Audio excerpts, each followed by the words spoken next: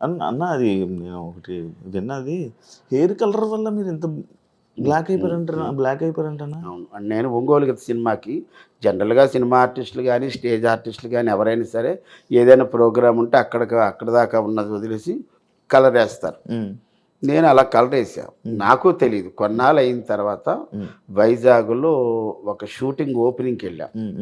ఓపెనింగ్‌కెళ్ళినప్పుడు ఒక makeup man నాకు, "బాబాయ్ మీ ఫేస్‌కి అమోనియా పట్టేసిందన్నాడు."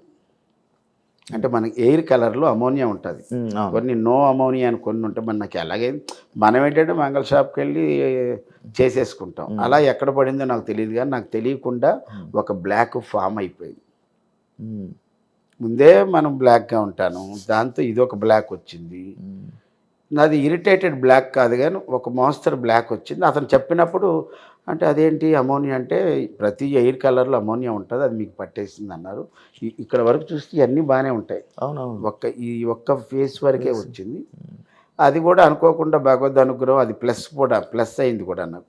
అందుకే ఇప్పుడు మీరేం ఏం చేయించుకోవట్లేదు. చేయించడం అంటే పాపం నా కోసం మిలిటరీలో పనిచేసినటువంటి ఒక ఆయన, వాళ్ళ భార్య, నాకు వాళ్ళ పాప ఎక్కడో గణపతి కాంప్లెక్స్ దగ్గర నన్ను చూసి, డాడీ మీకు కరెక్ట్ పేషెంట్ దొరికాడు, మీరు అతను పట్టుకోండి, అతను మన సన్ సిటీలోనే ఉంటాడు అని చెప్తే వాళ్ళ ఇంటికొచ్చి వాళ్ళ క్లినిక్‌కి తీసుకెళ్ళి వాళ్ళు 4 సిట్టింగ్‌లో 4 ట్రీట్మెంట్లు ఇచ్చారు.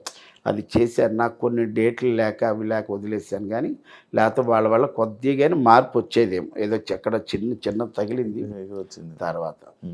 కలర్ అయితే మాత్రం షూటింగ్‌కి ఎయిర్ కలర్ వేయటం మూలాన ఇదొచ్చేసింది. అది కూడా మనకు ప్లస్ అయిపోయింది. అయినప్పటికీ ఇప్పటికి కలర్ వేస్తూనే ఉన్నాం ఏదోటి.